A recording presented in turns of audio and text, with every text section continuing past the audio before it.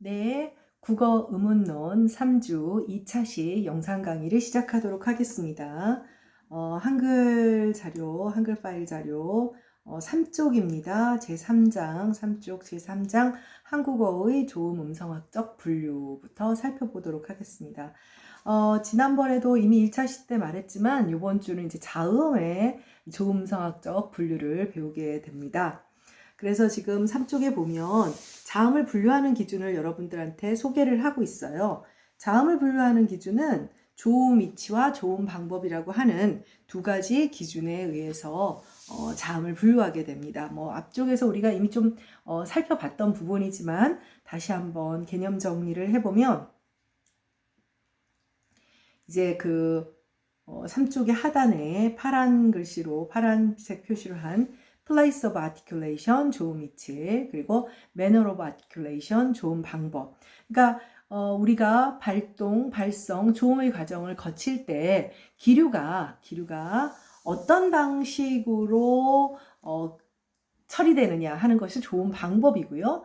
그런데 뭐 예를 들면 그런 어떤 조음 방법이 이루어지는 위치가 조음 위치예요. 그래서 자음이 만들어질 때 공기가 장애를 받는 위치를 조음 위치라 하고 공기가 장애를 받는 방식을 조음 방식 혹은 조음 방법이라고 합니다. 선생님은 그냥 조음 방법이라고 하는 게 좀 입에 붙어서 그렇고요. 조음 방식이라고 표현하는 그런 교재들도 있습니다. 네, 다음 쪽으로 가도록 하겠습니다. 먼저 자음을 분류하기 위해서 조음 위치에 따른 분류를 여러분들이 먼저 배우게 될 텐데요. 이미 그 앞쪽에서 그 1차시 수업에서 조음 기간에서 봤던 두 입술, 양순, 또 뭐 치조, 경국의, 연국의 뭐 이런 것들, 뭐 후두, 인두 뭐 이런 것들이 조음 위치에 해당하게 됩니다.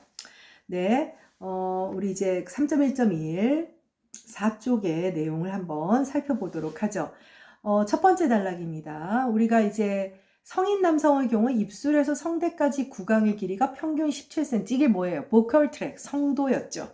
보컬 트랙. 평균 17cm 정도예요. 조금 짧은 사람도 있고 조금 긴 사람도 있지만 평균 17cm고 이것이 기역자 모양의 튜브 형태로 이관형 튜브로 진화했다는 얘기를 우리가 지난주에 설명을 했습니다. 이 통로 안에서 인간의 말소리로 쓰이는 조음 위치, 뭐 조음점이라고 하는 사람도 있어요. 그 조음 위치가 한 11군데 정도 있습니다. 사실 실제로는 우리가 앞에서 소리라고 하는 것은 연속성을 갖고 있다. 실제로는 연속체다라고 말했기 때문에 이 17cm 사이에 무한한 조음 위치가 있을 수 있어요.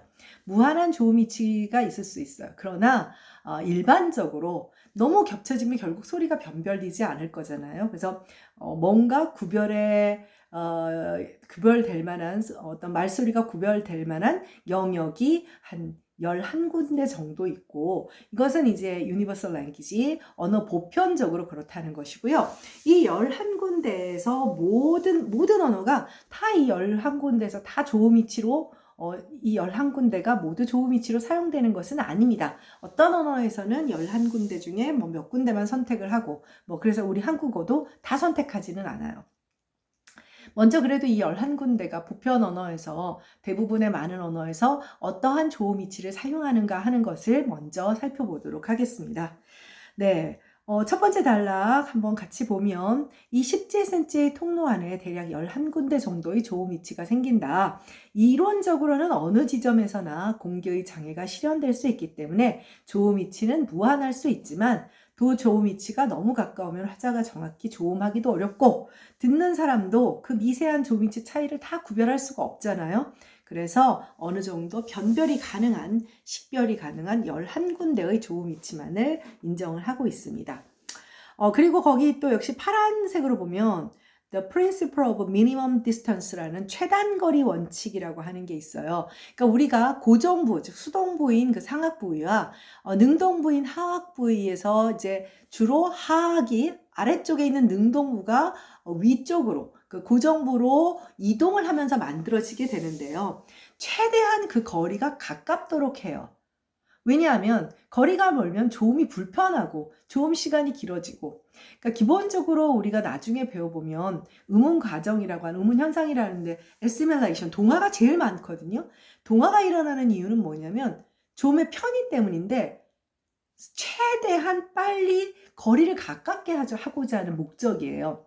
그렇기 때문에 이 최대한 거리 원칙이라고 하는 게 있어요. 그래서 구강 내부에서 공기의 장애가 일어나는 것은 혀가 입천장 쪽으로 상승하면서인데, 이 경우 공기의 장애를 일으키는 혀와 입천장은 최단거리에 있어야 하고 이것을 최단거리 원칙이라고 합니다. 그러니까 인간의 조음 동작에도 원칙이 다 있는 것이죠. 즉 입천장의 조음 위치와 대응하는 부분은 바로 아래 가능한 가까운 혀의 부분이 되고, 결과적으로 혀의 부분은 최단거리 원칙의 예측이 가능해서 조음 위치에 명칭을 붙일 때 그 입천장을 중심으로, 입천장에 있는 위치를 중심으로 자음의 경우는 붙인다는 것이죠. 모음은 좀 달라요. 자음의 경우에는 혀가 입천장으로 올라가면서 만들어지기 때문에 그 혀가 닿는 부분, 그게 치조에 닿으면 치조음, 경국에 닿으면 경국의 음, 영국에 닿으면 영국의 음 해서 입천장 부분만, 국의 부분만을 지칭해서 명칭을, 네이밍을 했다라는 것을 얘기하고 있습니다. 물론 예외도 있어서 두 입술, 양수름 같은 경우는 bilabial, 영어로 말하면 bi가 둘이라는 뜻이잖아요. 아니 뭐 그거야 뭐 어차피 혀를 사용하는 것이 아니니까. 또 순치음, 영어의 five, F와 V 같은 소리는 레비오덴탈이라고 해서 입술과 이빨을 이용하는 소리거든요. five. 레비오덴탈은 윗니와 아랫입술밖에 없어요. 반대로는 인간 언어음에 윗니와 아랫입술이지 아랫니와 윗입술로 쓰는 경우는 없어요. 네, 해보세요. 잘 안 돼요. 네. 그래서 이렇게 예외적인 경우도 있지만 이거는 뭐 입술을 이용하는 그런 것과 관계가 있기 때문에, 이렇게 사실 양손음이나 순치음은 상하의 명칭을 다 사용하는 예외적인 경우죠. 뭐 아직 안 배웠지만 반전음처럼 혀가 후치조에 닿는 동작을 반영하는 그런 명칭도 있다. 뭐 이제 반전음 아직 안 배워서, 후치조는 그 우리 치조 배웠죠? 치조 바로 뒷 위치를 말해요. 이렇게 그 명칭 예외적인 경우는 있지만 대개의 경우 입천장에 있는 치조, 경국의, 영국의, 뭐 국외수 뭐 이런 것을 명칭으로 사용한다. 조음 위치의 명칭으로 사용한다라는 이야기를 하고 있는 것입니다. 그래서 지금부터 11개가 지금 5쪽까지 쭉 나오고 있어요. 그래서 양순음, 순치음, 순차적으로 앞쪽부터 설명을 하게 됩니다. 이 11군데는 우리가 언어학 그리고 음성학에서 모든 언어에서, 지구상에서 일단 사용되는 모든 언어에서 이 11군데의 조음 위치 중에 몇 군데를 선택하여서 발음을 한다, 조음을 한다고 보는 거죠. 1번 빌레비얼, 두 입술로 인해 기류의 장애가 일어나는 소리. 뭐 예를 들면 밥, 양손 폐쇄음이죠. 비읍이라고 하는 문자가 나타내는 소리는 기류의 장애가 입술 때문에, 양 입술에서 나타나니까 이제 양순음. 조음 위치가, 그 다음에 레비오덴탈, 아까 말했던 영어의 F와 V죠. 하나는 F는 무성음, V는 유성음. 우리가 왜 five라는 발음이 어렵냐? 우리는 순치음이 없어요. 그러니까 five 하면은 굉장히 인위적이죠. 자연스럽게 빨리 조음이, 자연스러운 조음이 안 돼요. 그러니까 한국 사람들은 five, 내가 자연스럽게 습득의 과정에서 배웠던 양순음으로 발음을 하게 되니까 본토 발음과는 좀 차이가 나게 되는 거죠. 네이티브 스피커의 발음과는. 자, 덴탈 사운드가 있어요. 3번과 4번이 있는데요. 덴탈은 한국어에는 없어요. 한국어에는 없고 영어에, 자 여기 나와 있죠. thief, 도둑이라는 뜻의 thief, 얼마나 어려운 발음인지 알겠죠. 첫 번째 소리는 한국어에 없는 덴탈 사운드고 마지막 소리는 한국어에 없는 순치음이니까요. 그러니까 mother 할 때의 유성음, 그 다음에 thief 할 때의 무성음 모두 전형적인 덴탈 사운드로 혀끝이 앞에서 살짝 보여야 돼요. 한국어의 그 치음들은 디귿이나 티읕이나 뭐 이런 소리들은 혀끝이 앞에서 보이지 않아요. 우리 모두 다 모여서 다 그러지 따 이렇지 않단 말이에요. 따 이게 치음이고 우리는 다 혀끝이 치조에 붙어요. 네, 그래서 치조음, 치경음이라고 한다고 했죠. 네, 혓날이 혀끝이나 혓날을 잇몸에 대고 내는 소리로, 그러니까 치조 위치죠.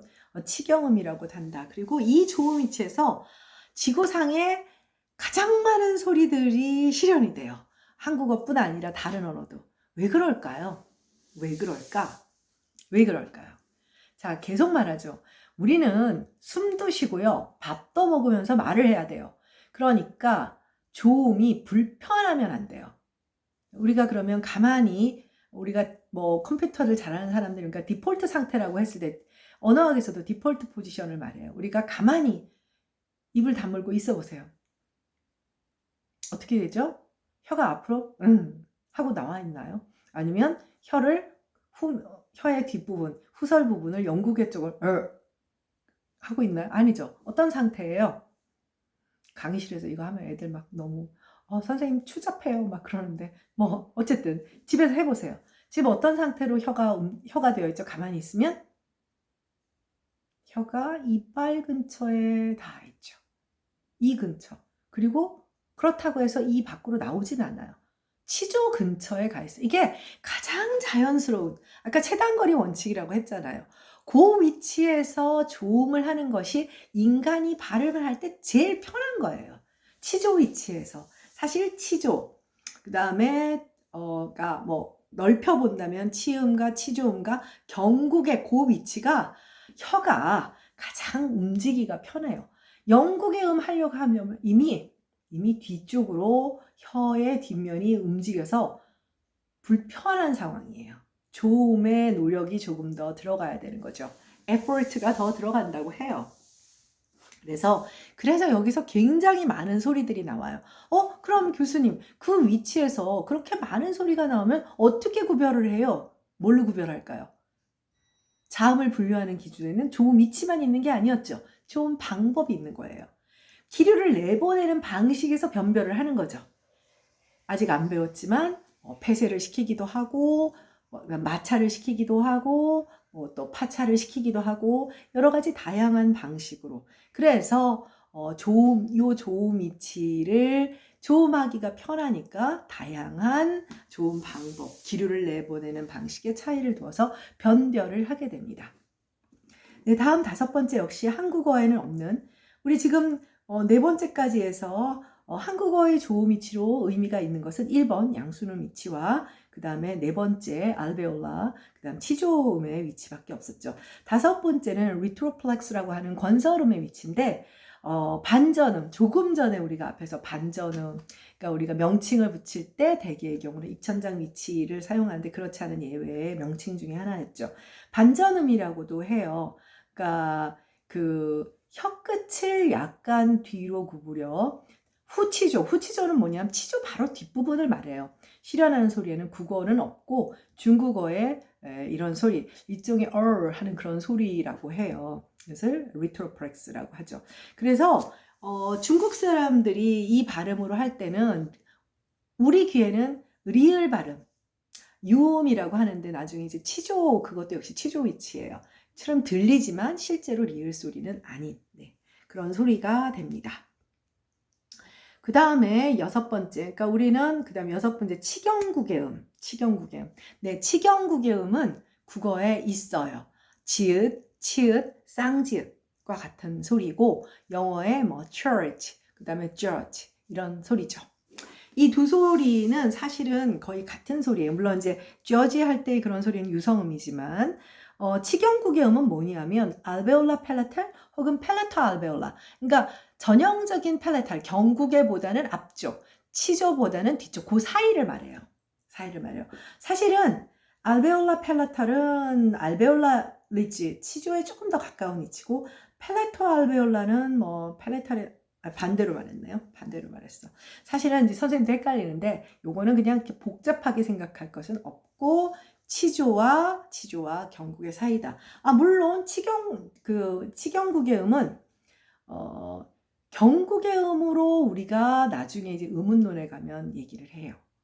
요거 이제 별표를 해놓고 기억을 해야 되는데 실제로 한국어에서는 경국의 음, 바로 7번에서 말하지만 전형적인 경국의 음으로 나는 소리는 거의 없어요. 거의 없어요. 그런데 우리가 보통 경국의 파차름이다라고 얘기를 하면서 지읒, 치읒, 쌍지읒을 포괄시키거든요. 그러니까 아직 여러분들이 음성과 음운의 차이를 아직 안 배워서 그런데 헷갈리게 하는지 모르지만 또 금방 정리가 될 겁니다. 그러니까 6번과 7번 모두 한국어의 조음 이치로 사용이 되는데 대개의 경우 한국어는 전형적인 경국의 이치보다는 치경국의 음의 위치에서 많이 나온다라고 일단은 기억을 해두세요. 일단은 기억을 해두고 국어의 파차름들인 지읒, 치읒, 쌍지읒은 음성적으로는 치경국의 음이다라는 거를 일단 기억을 해두세요. 더 얘기하면 헷갈릴 수도 있을 것 같아서. 네, 경국의 음은 전형적인 이제 그 딱딱한 입천장 위치에 나는데 현몸의 가운데를 경국에 대고 내는 소리로 국어의 경우에는 힘 할 때의 그 H 소리만 해당해요. 음성교들이 보이죠. 그리고 독일어 이, 미 하는 그런 소리들이 해당이 되죠.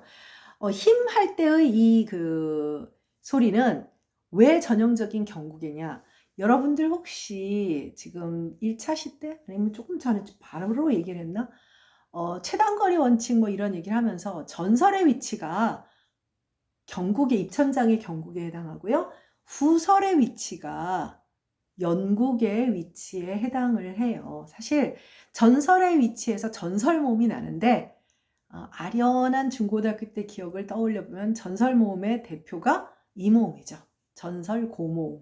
아직 모음은 안 배웠지만 그래서 전설고모음의 위치가 경국의 위치라서 H 소리도 경국에서 전형적으로 나는 겁니다. 지금 조금 복잡할 수 있겠지만 다시 이제 모음 설명하고 음소 설명할 때 다시 나오니까 일단 여기에서는 한국어의 전형적인 경국의 음은 힘 할 때의 H 소리, 성문 마찰음이라고 하는 소리다. 열심히 받았을 거 없어요. 뭐 이제 교재도 있고 또 다시 또 나오는 것이기 때문에. 네, 그 다음 여덟 번째는 역시 한국어에도 있는 벨라, 연국의 위치입니다. 그래서 후설이 연국에서 닿아서 나는 소리인 기역, 또 이제 강과 같은 영국의 비음, 음절말에 이런 소리들이 해당을 합니다. 아홉 번째는 국외숨, 유비올라, 국외숨, 목젖음이죠. 후설이 이제 목젖에 닿아서 나는 소리인데 국어에는 없고요. 프랑스어의 R 사운드, 왜 여러분들 알죠? 흔와, 그다음 뭐 garçon 뭐 이런 소리들이죠. 빠히 뭐 이런 소리죠. 근데 이제 원래 이 소리가 목젖 가까이서 나니까 이제 우리로는 목구멍 소리에 해당하는 후음, 즉 성문음에 해당하는 H 소리 비슷하게 들리는 거예요. 아랍어에도 이런 소리가 있습니다. 기호가 좀 다르고요. 좋은 방식도 살짝 다르고. 네. 그다음 인도음 여러분들 기억나죠? 페린저 인도음. 혀뿌리가 인두벽으로 후퇴하면서 인두강에 좁은 통로가 만들어져 내는 소리인데 한국어에 없고 아랍어에 있다고 합니다. 여기 이제 여러 가지 음성 기호가 나오고 이제 음성 기호도 IPA 기호에서 배우겠지만 국어에 필요한 기호만 외우면 됩니다. 네. 맨 뒤쪽에 보면 그 조음성학 표가 있고 그러니까 막 이런 거 보고 막 사전에 미리 벌벌 떨 필요는 없어요.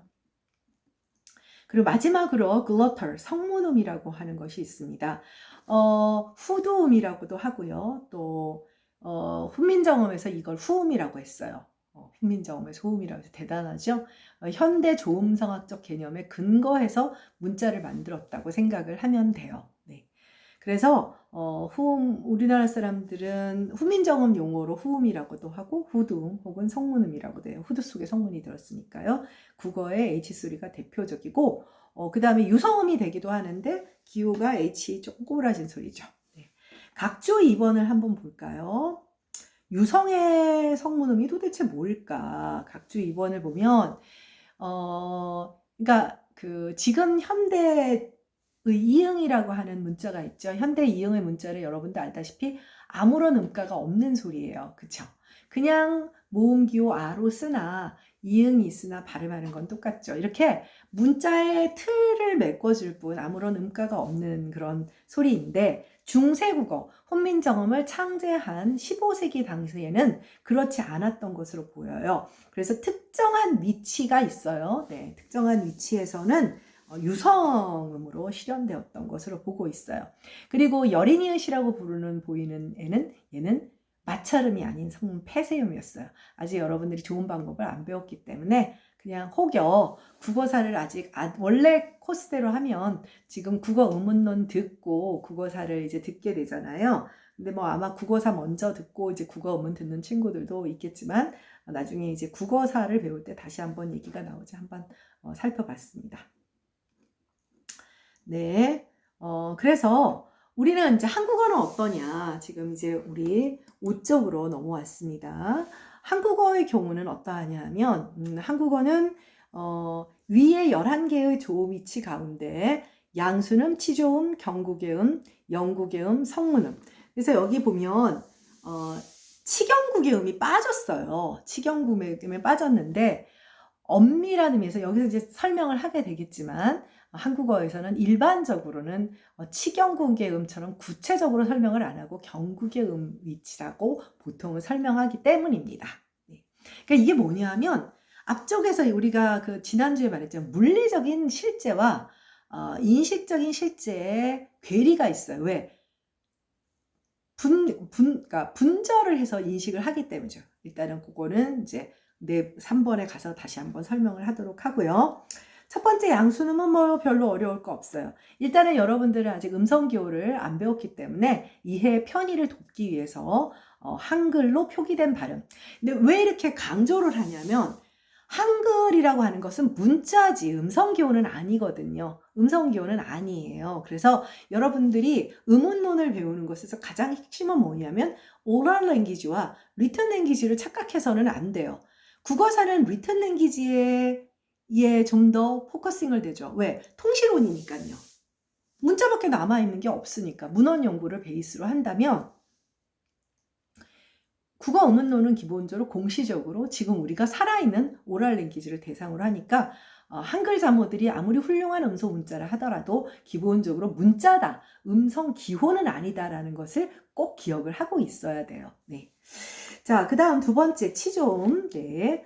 이거는 여러분들이 보다시피 한글 자모로는 디귿, 티읕, 디귿, 티읕, 쌍디귿, 니은, 시옷, 쌍시옷, 을이을 이렇게 한글로 표기된 발음이에요. 뭐 배주채 선생의 이제 사실 이제 배주채 선생의 국어 의문론 개설로 선생님이 상당히 오랫동안 강의를 했었죠. 네, 뭐 되게 이름이 되게 특이한데 대단히 역량이 있으신 분입니다. 가톨릭대에 계시고 선생님 대학 1년 선배인데 네, 이분은 어떻게 봤냐면 사실 그러니까 미묘한 차이가 있어요. 근데 대부분 학교문법도 그렇고 다 어떻게 되냐면 기본적으로 이거 다 뭉뚱그려서 치조음으로 봐요. 치조음으로 봐요. 다 뭉뚱그려서 치조음으로 보는데 이분은 디귿, 티읕, 그 다음에 쌍디귿, 니은의 그 문자가 나타내는 발음과 이제 소위 말해서 시옷, 쌍시옷, 리을의 위치가 좀 차이가 난다고 봐요. 차이가 난다고 봐서 이 앞에 있는 이제 폐쇄음과 여러분들 아직 좋은 방법을 안 배워서 편의상 문자를 부릅니다. 디귿, 티읕, 쌍디귿, 니은은 전형적인 치음, 설첨음으로 보고 시오, 쌍시오, 리을은 그 조금 뒤쪽에서 나는 치조음, 설단음 이 두 개를 구별해야 된다. 조미체 차이가 있다는 것을 인정해야 된다라고 이제 좀 주장을 하셨는데 음성학적으로는 이 얘기가 맞아요. 맞는데 일반적으로는 다 묶어서 치조음으로 설명을 하고 이거를 구태여 구별을 해서 음운 과정을 설명할 일이 없어요. 그래서 일반적으로는 음성학적으로는 조금 차이가 나지만 치조음으로 묶어서 설명을 하는 것이 더 경제적이다. 네. 네, 다음 경국의 음도 좀 비슷한데요. 바로 앞절에서 치경국의 음 얘기를 했는데 치경국의 음 사라져 버렸어요. 대충 느낌이 오죠. 왜 그러냐면 실제로 경국의 위치에서 나는 소리가 한국어는, 그러니까 말하자면 경국에는 굉장히 공간 영역이 널널한 거예요. 그러니까 구태여 치조음에 이어서 치경구개음이라고 해서 변별력이 떨어지게 할 필요가 없다고 보는 거예요. 왜냐? 우리는 어차피 분절화를 시켜서 추상화를 하고 있는 거죠. 언어음이라고 하는 것은. 그래서 전설과 경구개가 맞닿아서 만들어지는 소리고 간단히 구개음이라고 한다 했고, 조음체인 혀를 기준으로 전설음이라고도 해요. 전설 쪽과 관련이 돼서 한글로는 지읒, 치읒, 쌍지읒. 그러니까 얘네들은 앞쪽에서 분명히 뭐라 그랬죠? 치경구개음이에요. 음성적으로는. 근데 굳이 이렇게 할 필요 없고 경국의 위치에서는 나는 소리들을 넣었으니까 우리는 얘네들을 경국의 음이라 부른다 라고 해서 학교문법에서는 얘들을 모두 경국의 음이라 하고, 그래 여러분들 D가 G가 되는 것을 국의 음화라고 하지 뭐 치경국의 음화 뭐 이런 얘기 하지 않잖아요. 네. 네, 그리고 니은이나 시오, 쌍시오, 리을의 경우에는 한글의 표기는 동일하지만 이모음이나 야요요요 앞에서는 경국의 음으로 실현이 돼요. 무슨 말이냐? 나, 사, 싸, 라, 뭐, 나, 너, 노, 누, 뭐, 한 예를 들면 사를, 뭐, 니은으로 할게요. 나, 너, 노, 누일 때는 분명히 앞에 지금 치조음이라고 했는데, 니, 그 다음, 냐녀, 뇨뉴 할 때는 얘네들이 경국의 음으로 바뀌어요. 경국어로 바뀌어요. 뒤에 오는 소리들이, 경국의 위치, 뒤에 오는 모음들이, 경국의 위치이기 때문입니다. 뒤에서 또 다시 배우게 됩니다. 네. 그러니까 원래 치조음이었던 니은, 시옷, 쌍시옷, 리을이 표기로는 그대로 되지만 실제 발음이 이모음이나 야요요요 앞에서는 경국의 위치로 이동한다 라는 것을 일단 기억을 하고 있어야 돼요. 네. 나중에 변이음이라든지 뭐 그런 것들을 배울 때 음성과 음소의 차이를 설명할 때 반드시 나오는 것이니까 이 환경을 기억할 필요가 있고요.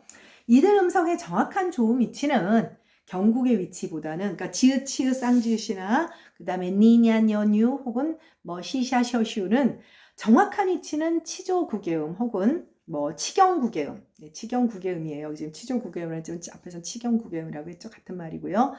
국어에서는 편의상 경구개음으로 부르고 가장 전형적인 구개음은 경구개음 힘이라는 얘기를 앞에서도 했습니다. 네, 그래서 좀 복잡한 게 치조음과 경국의 음이에요. 아까도 말했다시피 이 위치에서 가장 많은 자음들이 발음되기 때문에 그렇죠. 근데 영국의 음은 후설과 영국의가 맞닿아서 후설음이라고도 부르고 기역, 키읔, 쌍기역, 쌍기역, 그 다음에 이음, 이제 영국의 비음이죠. 네. 여기서 이응의 경우를 잠깐 볼까요? 각주 3번을 보죠. 원래 여러분도 알고 있겠지만 종성에 받침에 오는 강 할 때는 그냥 이응이 아니라 꼭지이응이었죠?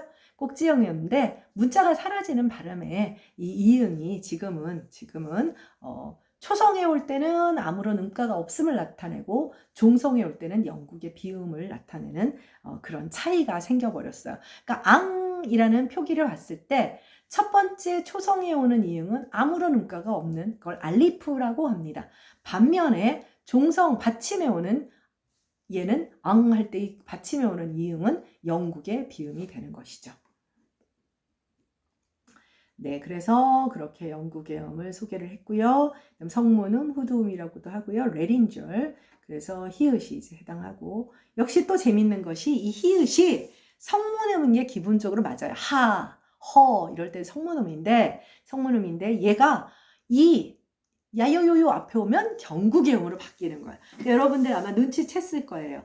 아, 이모음과 이중모음 야여요요 앞에 오면은 경국의 음으로 바뀌는구나. 이런 것을 일단 기억해두면 신상에 이로울 겁니다. 더 나갈 것까지는 없고요. 이런 개념이 이제 뒤에 나가면 변이음, 그다음 음성과 음소의 구분 그런 것에서 확인을 하게 될 거예요. 네, 그 다음은 조음 방법에 따른 분류인데, 네, 조음 방법에 따른 분류.